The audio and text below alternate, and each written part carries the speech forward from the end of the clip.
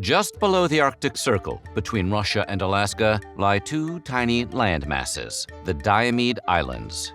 Diomede culture is a unique synthesis of American, Russian, and native influences, creating a fascinating and complex dynamic. So, today we're going to take a look at what life is like in the Diomedes, the two tiny islands on the border between Russia and Alaska. But before we get started, be sure to subscribe to the Weird History channel. After that, we'd be much obliged if you would leave a comment and let us know what other unusual geographical topics you would like to hear about. Okay, get your winter coat on, because we're Alaska bound for a cold snap of weird history.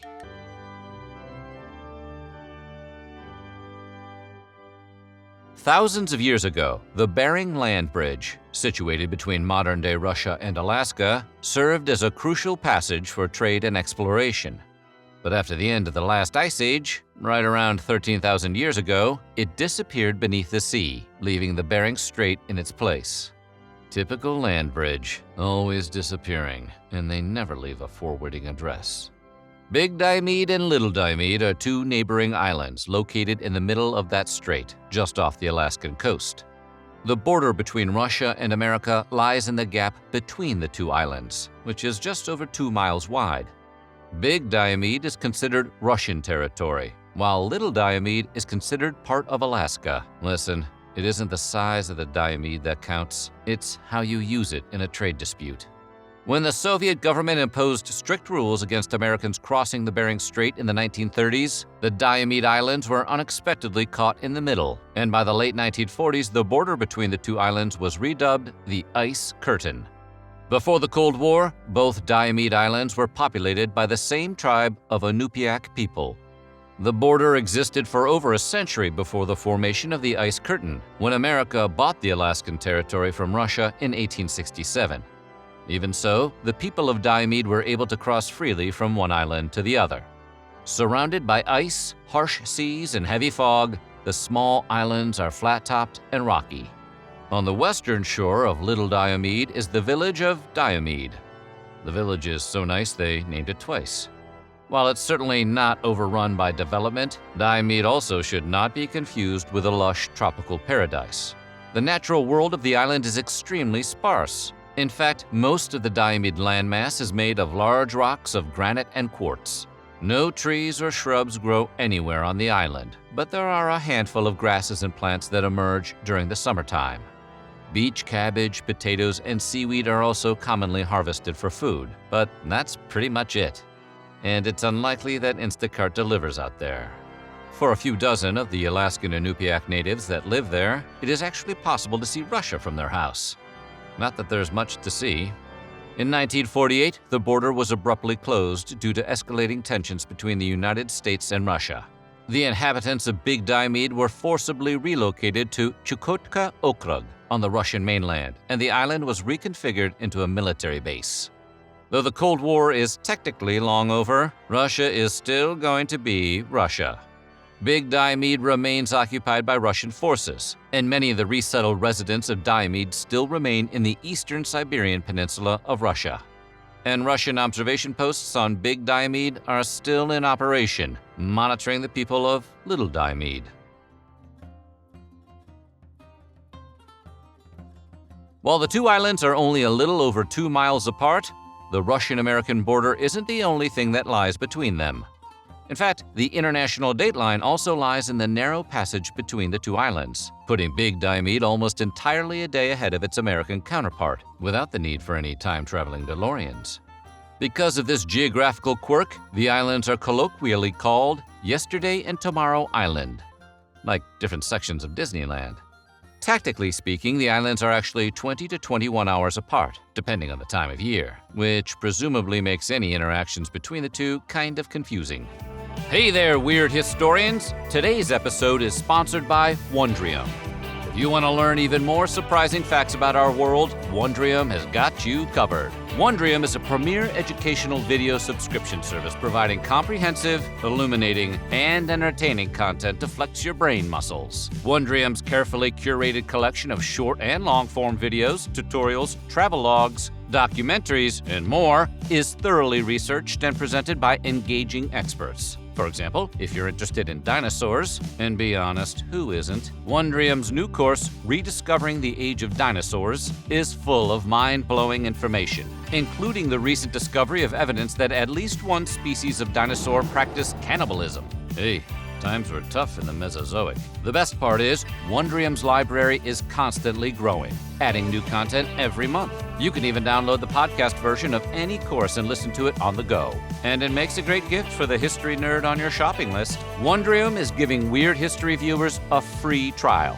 Head over to wondrium.com/weirdhistory to get started, or just click the link in the description below. Seriously, your brain is going to love this place. Thanks to Wondrium, today's sponsor.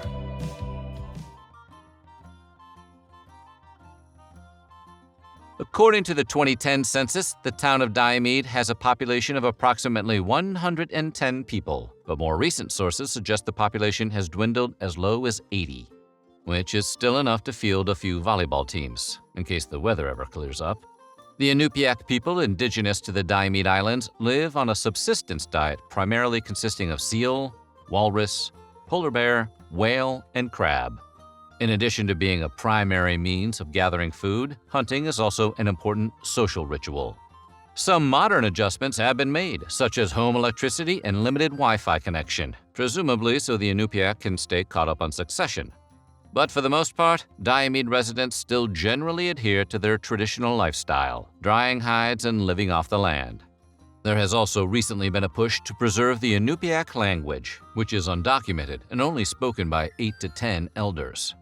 Theoretically, Diomede residents are able to travel freely from America to Russia without a visa permit. But in reality, such expeditions have been few and far between. Though it is no longer enacted by law, the strength of the ice curtain that separates the two islands still exists. There is no direct air or boat service from one side of the Bering Strait to the other. That means to get from Diomede to the nearest Russian port, one must take an expensive trip to the Alaskan mainland before flying to the Diomede Islands and then to the Russian mainland.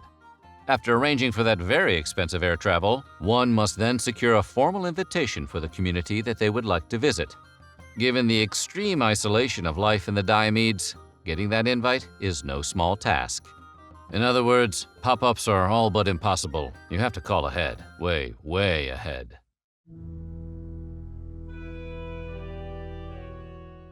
When it comes to climate change, the Arctic Circle is the proverbial canary in the coal mine, and its effects are hitting Diomede hard.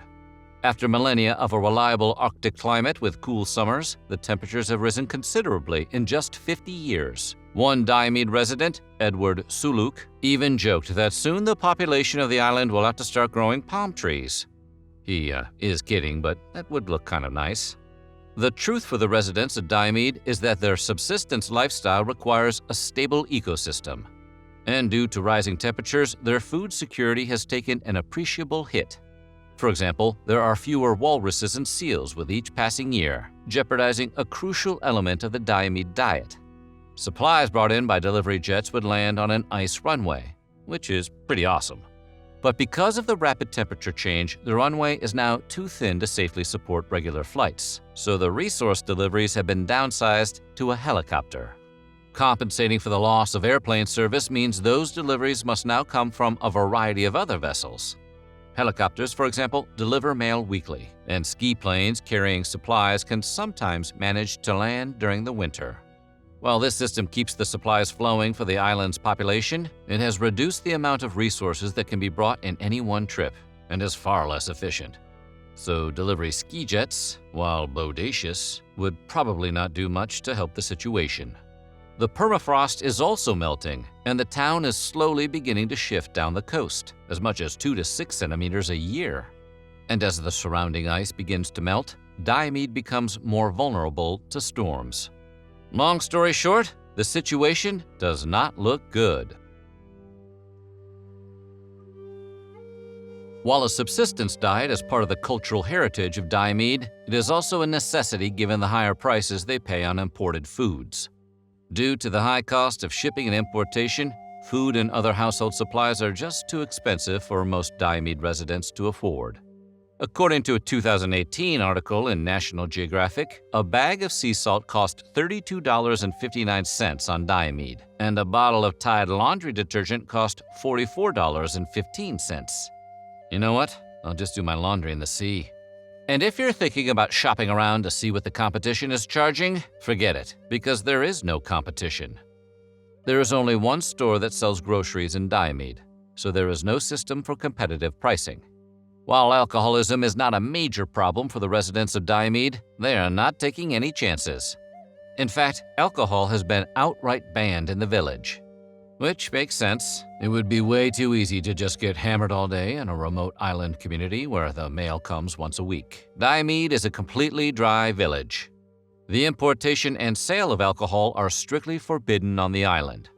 Those who violate the alcohol ban are given a fine, which, considering the high unemployment rate, is presumably a strong deterrent. So far, the banning of booze hasn't drawn any bootlegger gangs to Diomede, which is a testament to the extreme conditions. It's so harsh up there, not even mobsters can turn a profit.